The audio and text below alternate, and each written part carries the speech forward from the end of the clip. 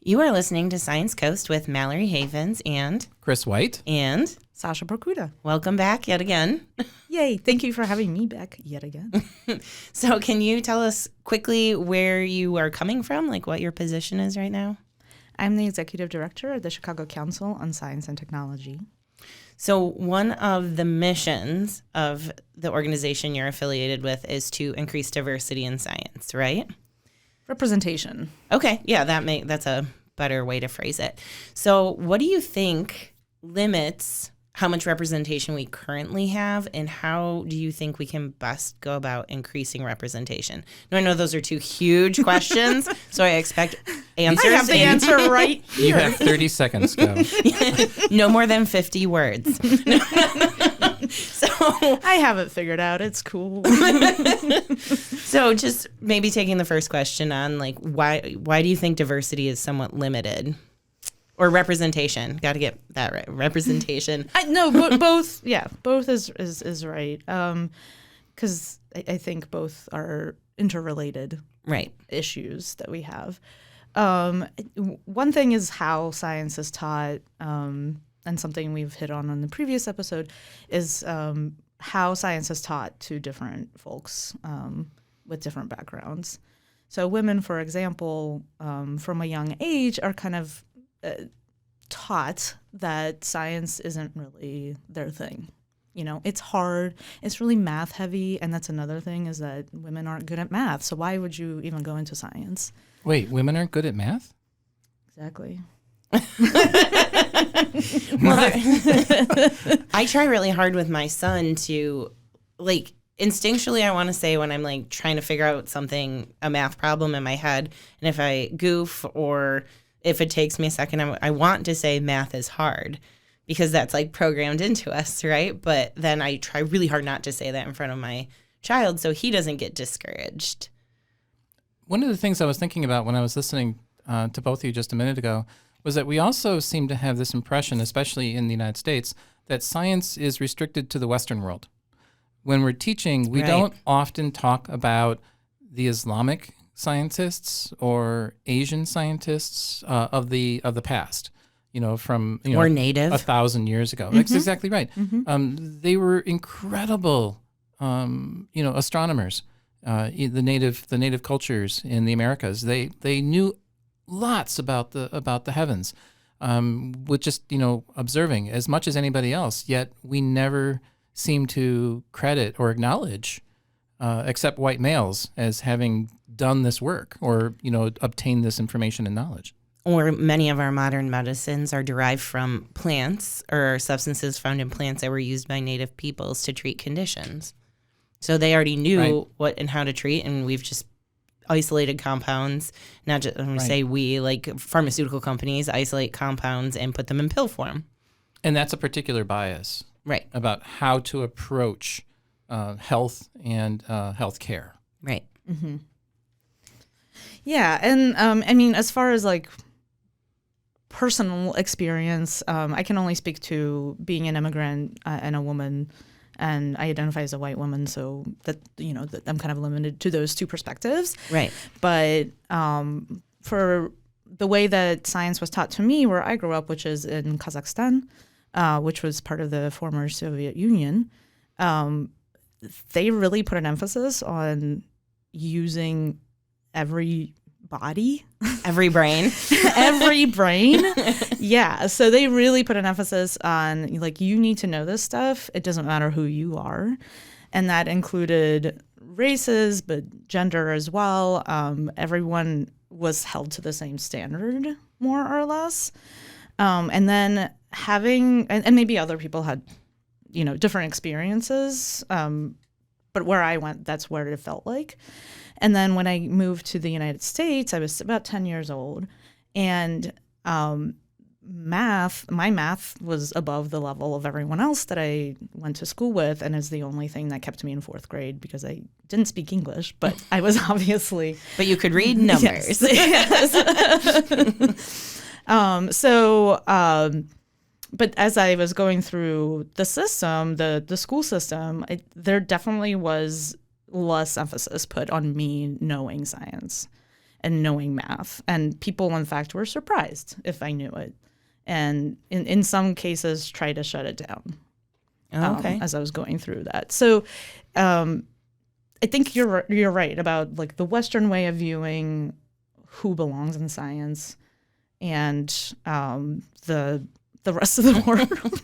It might be different, Right. and it might differ because of the politics that are Sure. happening. I'm not sure what it is like now when it's taught, but that's how it was when I was there. I think it definitely provides an insight into cultural priorities and roles, which may not be not the type of thing that I would like to actually acknowledge because it's not something I'm proud of. That, in this particular society, we think of certain roles as being assigned to certain people. Went through some bias training recently, and I really encourage everybody to actually seek out bias training if you can, because what it does is it makes you aware of things that you weren't aware of. And even in this day, with a room that was mixed between women and men of different origins and colors, the example that they caught all of us. Every single person in the room effectively got tripped up by this story. And it was a doctor, and nobody could quite figure out the answer to the question because everybody assumed that the doctor was male. And the answer to the question was that the doctor was female. Is this the sick kid surgeon problem? Yep. Yeah. And it was really eye-opening for me how challenging it was for people to simply answer that simple question. And it was simply because there was so much cultural bias built up in us that the obvious answer, the easy answer just didn't appear in our heads. I have this weird, I know that scenario where it's like, oh, the father's somewhere else, and it's like, I can't operate on that child, it's my son. People are like, how could the dad's not there? But it's because it's the mom. I think I have a weird bias that isn't common in the culture. When I've done implicit bias training where you use computers and you have to tap keys for association, I associated women with science more than men. And I think that just is because I'm a female scientist. And but for me, when I first heard that riddle, my question, I go, okay, is there a reason it can't be the mom? and I just asked, and they're like, oh, you got it. And I was like, oh, okay, because I thought you were trying to trick me. But there are definitely these huge perceptions depending on the group of people you're talking to, whether or not women can be in science. I think I'm an exception in the American system because my dad was an engineer and he just kind of always pushed me towards the sciences. And so I always just was like, yeah, that's what I'm supposed to do. but I don't think everyone has that experience. So Sasha, what does C2ST try to do to address these issues? Right. Well, one thing we do is in the speakers that we choose for our programs, we always try to kind of increase representation of diverse speakers in our program. So for femme presenting speakers, we try to do 50% or so because that's how it is in the population generally. And then we also do representation of people of color, and we try to look at what it is like in the U.S. and Chicago and try to really match the population. Yes, which can be difficult because that's not what it. That's not how it is in the sciences, right? Like the representation isn't there at those numbers, especially depending on which branch of science you're talking about. In the life sciences, there are a lot more women. Yeah. Even on this table. Yeah. Whereas in the physical sciences, it's a lot more men. Life sciences, let's say 50-50 is closer to the mark. Whereas in the physical sciences, it can vary, or computer science even especially, is very different. So as you've been working to have an appropriately balanced speaker, lineup, what have you found to be the response of the audiences in the programs that you've run? Have you found that this is an effective strategy? Does it pay off? Yes. I think a lot. Sorry. There are definitely the people that show up to our programs tend to be more diverse, and especially the longer we've been doing this. For the first, I would say, 10 years of the organization, that was just not something that we were keeping track of. And then we realized that was being shown in the people that were coming to our programs. So we made it a concerted effort to increase diversification, to increase representation of our speakers, so that then we are reaching more of Chicago or of people in general. I also think it's important to like put in that brain worm, right? So if you didn't make a conscious effort to do that, the optics are bad, right? So people just seeing people who look like them, sound like them, present like them, doing something, you don't have to be like, I'm a woman in science. You can just be a scientist who happens to be a woman, and just the optics of being a role model just through that is good and like shows people in their mind like, oh, women are in science too, without you explicitly having to say that. So, but behind the scenes, you really do have to spell it out. You Right. have to. It's hard to actually meet those numbers that we have at C2ST. So when we presented it, at the board meeting, it's like we have this many speakers of femme presenting. We have this many of speakers that are BIPOC, and then that's it. That's all we say. But honestly, it's really hard actually getting to those numbers because, first of all the people, women and people of color in the sciences are super taxed with people reaching out to them and wanting them to represent on their programs or whatever they're putting on. And so they have to say no a lot more, or just are constantly working, basically. Right. So that's another thing, is like we're putting this more effort on their backs that just isn't there for white men that can just concentrate on their work. What can universities do to help be part of the solution? What do you think? I think probably part of the hiring process, you have to be mindful of representation in your faculty, which I know is part of what universities do. Is there something we can be doing in our classes? I think we should show scientists and people that aren't just the standards that you normally hear in a textbook. Some strategies I've heard are saying things of like how certain scientists are imperfect. So when you talk about Mendel, talk about how he threw out stuff that didn't make sense and just focused on what did. Or if you talk about Watson and Crick in the structure of DNA, you also talk about Rosalind Franklin. And you talk about how things were derived from native cultures and just try to bring those in so it doesn't seem just so white male-centric in the presentation of famous scientists. But it sounds like you have to be actively trying to do something like that. For sure. So the only example, or the most recent example I have, is at the beginning of the semester, I'm teaching astrophysics, and I was starting with cosmology. And so I wanted to start by saying, well, this is what Western cosmology was 300 years ago. And then as I was preparing the notes, it was like, wait a minute, there are other cosmologies as well. So I had to dig really hard, and I was able to find, for example, the South Asia in India, what cosmologies did they believe, hundreds of years ago?